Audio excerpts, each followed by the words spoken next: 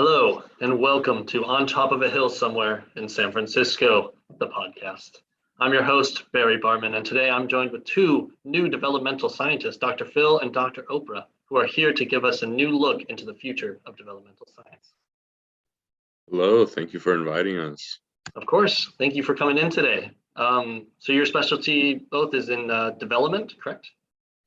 That's correct, yeah. Okay, so what exactly is developmental science, and what do developmental scientists do? Well, someone, in our profession studies all the factors that go into shaping and influencing who we become as people, as well as studying the natural process of how the human brain develops. This can be anything from motor development to the growth of emotional regulation capabilities, but our work right now focuses on the importance of attachment between a child and their primary caregivers and how that affects so many other parts of their lives. Absolutely. This sounds like very important work, determining what factors actually influence our future generations. So just to get right into it, what exactly is attachment and how is it formed? Well, attachment is the connection or bond between a child and their caregiver.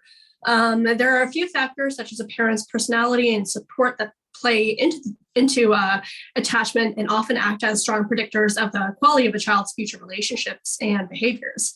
However, one main factor not always recognized that influences attachment is a child's biological disposition.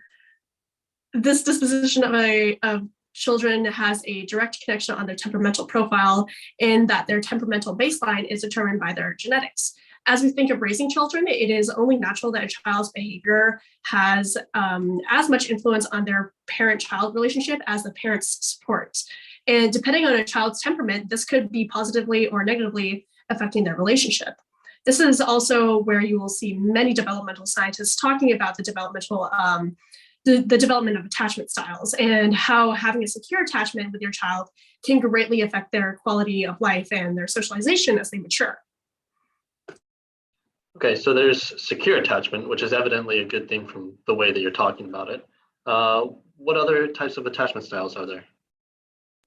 There are four types of attachment, and secure attachment is what we hope most people develop because it's by far the most healthy.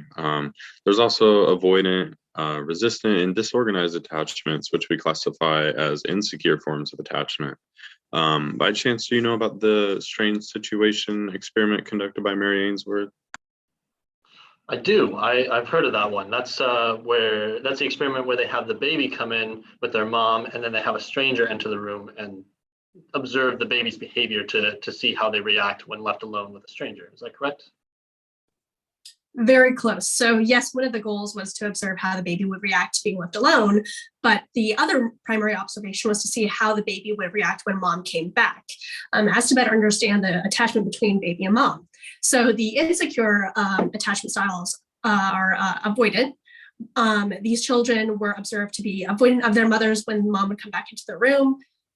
People with this attachment style tend to avoid conflict and internalize their emotions and distress and tend to have very difficult time getting close to others because initially their needs and sensitivities were only met on the terms of their caregiver, but not necessarily as needed.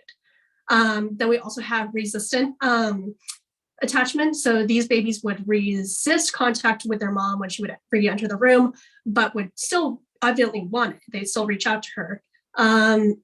Their needs were inconsistently met because their parents were inconsistent with attention, unfortunately. And then we have disorganized attachment, which is usually a sign of neglect. There's absolutely no pattern there, which indicates that their needs are not met. It indicates a very low reliability in how their parents actually went about meeting their needs and giving them attention. On the opposite side of the spectrum, though, we have secure attachment, which is developed when the primary caregiver is consistently present in the child's life and has consistent and healthy patterns of meeting their child's needs. Okay, so this study obviously gives us a lot of information about the influences that go into attachment. What exactly is the importance of having a secure attachment with caregivers, and what kind of a positive outcomes can we see? Well, often, when we think of attachment, we think of just our relationships, but the attachment sets the groundwork for so much of who we become. Secure attachment with one's caregivers isn't just necessary for us on the social and emotional level, but also a physical level. Think of attachment as the most basic needs we as humans can have. As infants, we rely on our attachment to our caregivers to meet all of our basic needs, such as food, comfort, safety, socialization. When these needs aren't met, it negatively impacts their development. And a supportive relationship with a caregiver is vital in having a supportive environment for one to grow. Without this strong starting foundation, it's hard for children to develop their own socialization skills confidently.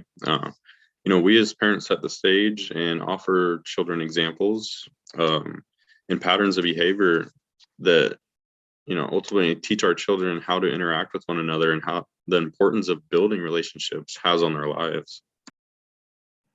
Absolutely. So what you're saying is that a supportive environment is necessary for secure attachment to occur. Yeah, absolutely. A supportive environment is necessary for a lot of things, and secure attachment, of course, is one of them.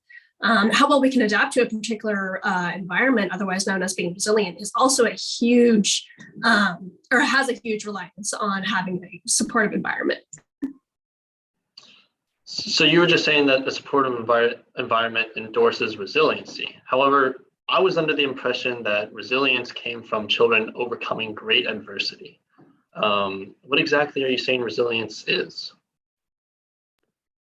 Well, resilience is much more common than people might interpret to be, and is actually improved in everyday stressful situations.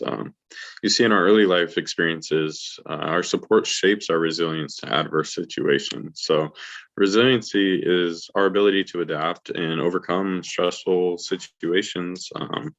But the situations we experience are common ones, such as the quality or safety of the neighborhood that you grow up in.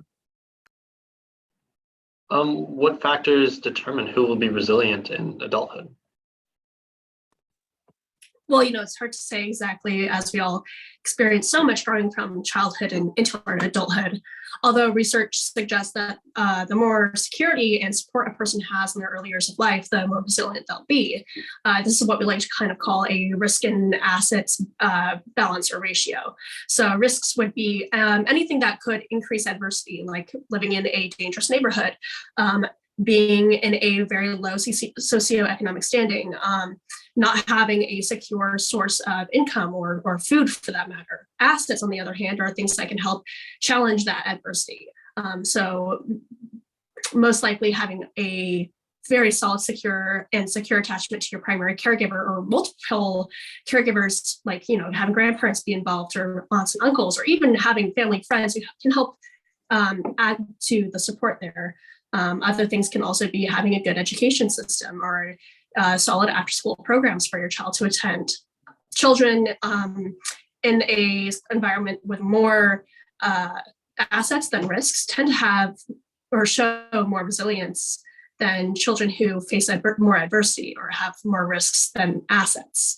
When a child has more risk factors in their environment, then they have assets. This could lead to negative developmental outcomes and fail to build resilience. If a child has more assets than risks, giving them higher support and adaptability through these protective factors, they develop resiliency and are more likely to be able to adapt when faced with adverse situations.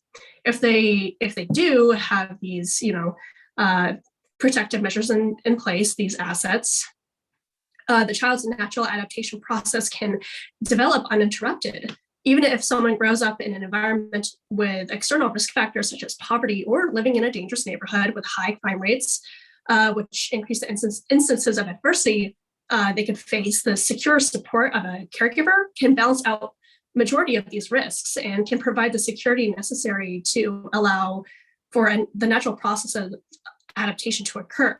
A more mundane example, think about a child transitioning to a new school. The school itself, this new setting, that's the risk factor, that's the adversity that they're facing because it's more stressful. It's something that they're not familiar with. However, if that child has a very secure, supportive environment, that being their home with solid caregivers that they have a strong attachment to, that caregiver can act as in a way, motivation for that child to face the adversity at school. That caregiver can allow that child to vent and express their frustrations and concerns and give them the tools that they might need to reflect on what they've processed at school, and then have that reflection aid them in facing that adversity again, but with more resiliency the next day.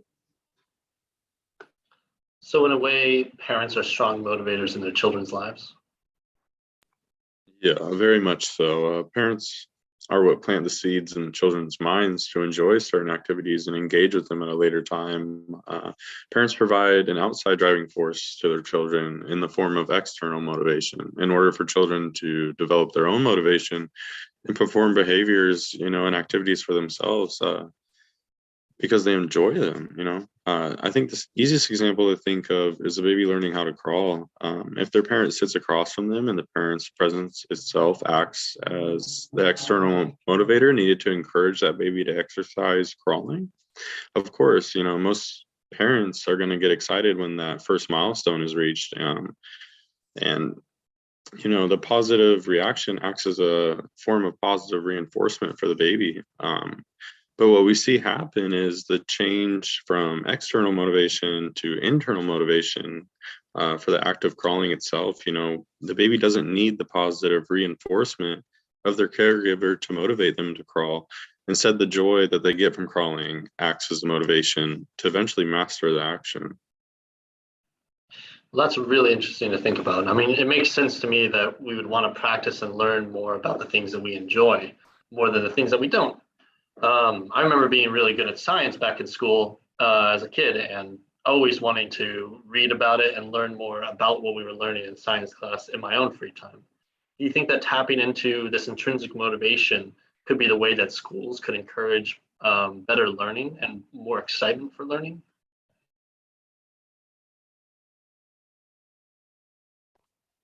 Oh yeah, most definitely, and the science is there to prove it.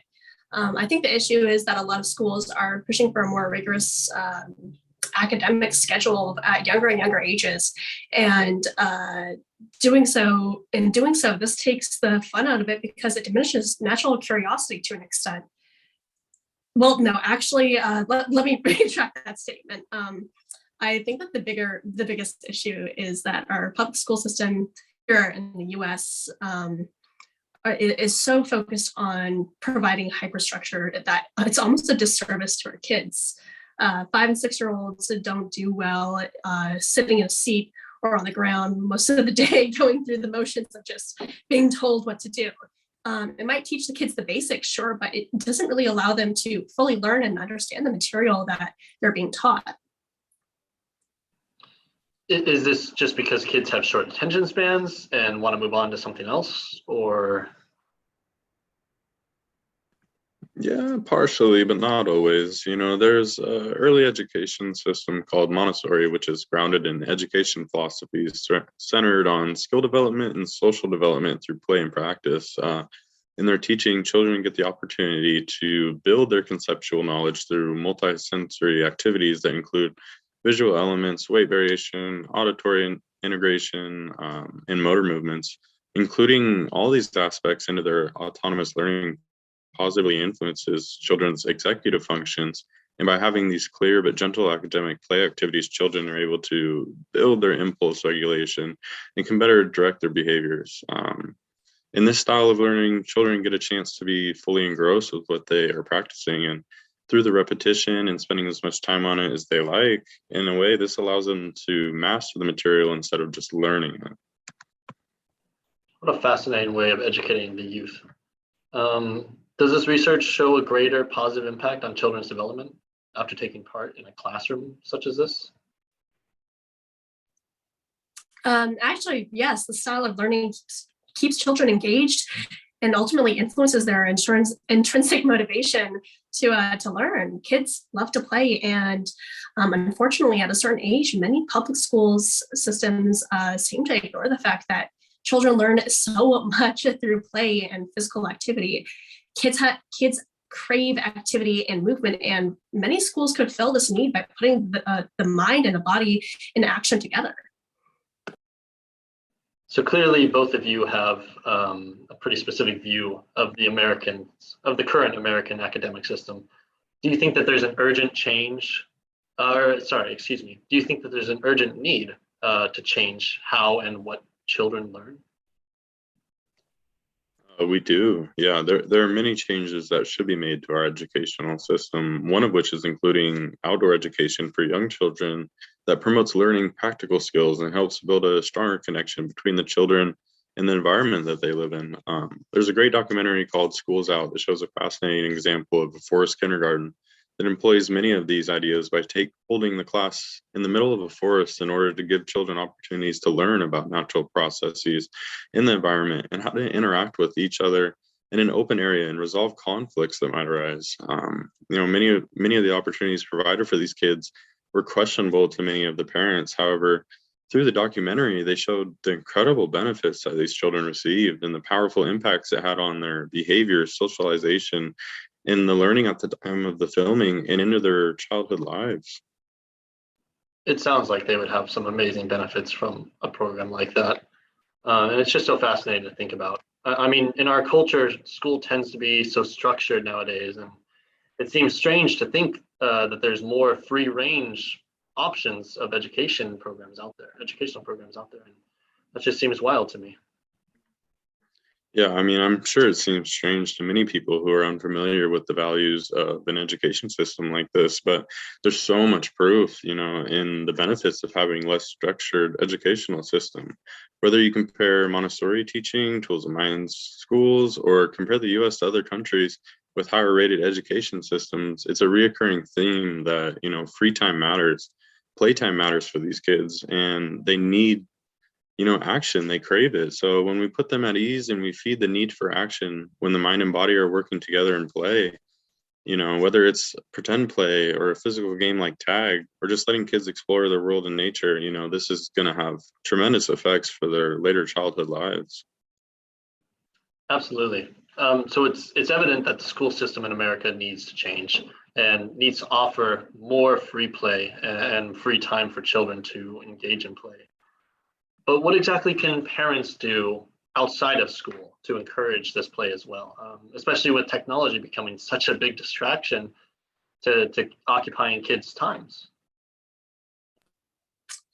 Honestly, don't try to mirror school at home.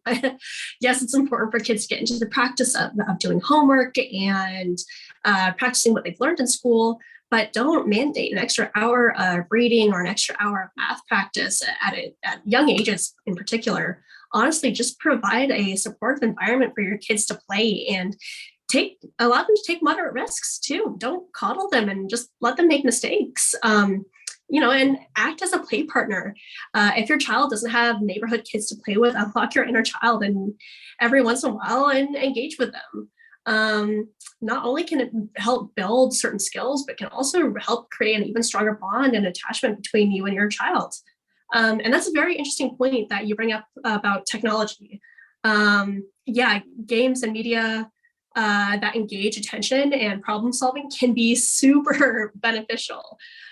Role-playing games or puzzle or games that are kind of based in a puzzle, trying to figure out a mystery or figure out a problem kind of setup can be great in building social and problem solving skills. Honestly, it comes down to just making sure that the technology that you're giving your kids comes with a purpose. Make sure that they can learn something from it. I guess as a parent, make sure you do your own research too, to better understand what technology you can provide them with to make sure that they're getting the best use out of their time. What a unique way of looking at technology and media use, because I know that not a lot of people would necessarily be in agreement of that nowadays, only looking at the negative side effects of it. I think that's about all the time we have for today, but thank you so much for coming out onto the show and sharing so much great information with us, the cast, and hopefully parents who are sitting in listening. Yeah, thank you so much for having us. It was a pleasure to be able to share some of our knowledge and get some more information out there. Absolutely. I'm Barry Bartman, and this is On Top of Some Hill in San Francisco, the podcast. Once again, Dr. Phil, Dr. Oprah, thank you very much. Good night.